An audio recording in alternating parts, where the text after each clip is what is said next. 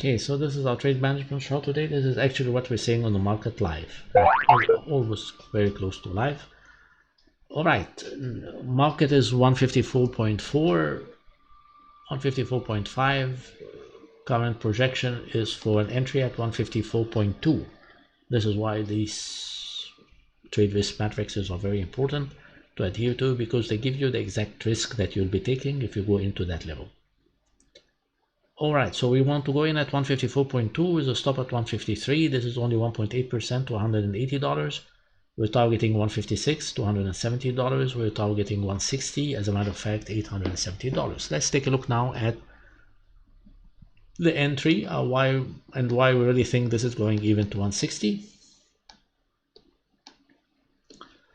So this is the tradable wave. It's as simple as this. There's a 1-2, there's an internal 1-2, there's a 3. We expect this is some kind of an ending diagonal.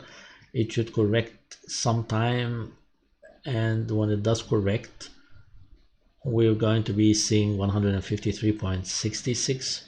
We're going to be seeing 153.47. We're going to be seeing 153.3. Okay, so why are we buying 154.2 if we're going to be seeing 153.7 and 153.8? It is because this is a very fast moving and volatile issue, and it's just like what we've been doing with gold. It can go all the way to 155.3 before we do any sign of good decent correction, and therefore we would want to buy at least half size up front. All right, our up front is going to be 154.2. all right, and our half size is always 1.5. At that point we're only 1.8 in risk, so we still have another 1.2 in risk to add to make that 3% risk that we usually take. So suppose we buy half size at 154, even above 61.8. all right, and we're going with this all the way to 156. We're going with this to 158, sorry, 161. Are we serious? Yes, we are going all that high, because this is what we're seeing on the actually daily chart. We're here right now. The bounce is at that neckline at the top of a 1. Forget about all of these internal fibs. We take the best. We take out level 1s. We move all the way down to up to the top here, looking at on that pivot level chart 161.06. You're doing a bounce out of the 0 line level on the daily chart. Right, of course on the weekly it is the same situation. Over here we're seeing heads and shoulders. We'll have a double head. That was a 3. I never thought we were going to be seeing that 5 once we went all the way down to 1, but we are going to be seeing that 5. Looks like it. Okay, so that signal is valid. On the weekly chart we have a divergence. It could still run higher. We could test 160. You can see we're going to test the neckline one more time. Okay, so on that weekly chart, either 5 is not yet finished. We have a 1, 2, 3, 4, and a 5. We go all the way to 160 before we make that sell again. We're seeing, of course, heads and shoulders. They're still topping out formation, and we're inside of that ending diagonal. Okay, so now we know where we're going. We want to do that entry. We go live now. There's going to be a retraction. We want to buy as close to the market top as possible. The important thing here is the stop. So the important thing here is the stop comes in at 153, below level 1.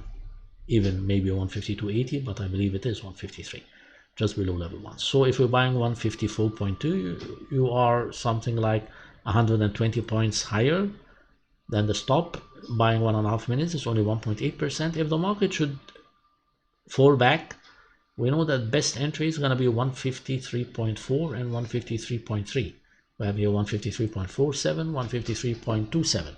So we add another 1.5 or 1 mini, whatever, so that we're carrying 2.5 minutes. The risk becomes close to 2.73% because it is the same stop. Okay, it is the same stop at 153.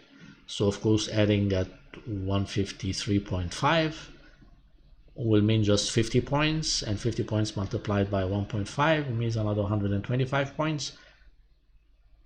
So it means another 150 points, sorry. So 150 points plus your 180 points is 330, which is 3.3% and $330 more or less. So it's of course acceptable risk. So the addition is not shown here, but of course you're only going in 1.5 minutes, and even that 1.5 minute, if you take it all the way to 160, it's $1,000. That's why we have to be in the trade as fast as possible and as close to the market top as possible, and risk a lot and risk all the trade risk on that 1.5 minutes up front at the market top. All right, we're looking of course at now the pattern. This is a 4-hour chart. There's something devious here because there is a bearish trend. There used to be a bearish trend. We'll check it out live now on momentum. We have a valid bounce at the top of a 1. If we take out internal ones here, this is just what's important to note about this chart. If you take out 155.4, excellent. We expect we're going to be going to 161 and 158. We're doing another hit at that point. If we fail at 151.4, this is trouble and means we have to close out our position, okay? And that the market actually did the shoulder, that's the end of it. We want to close out at 155 or 154.9, and that's it, because remember we're in at 154.2. So it's just 100 points up to 150 or 120 points to 155.4. Let's go live now and check the entry that we would do.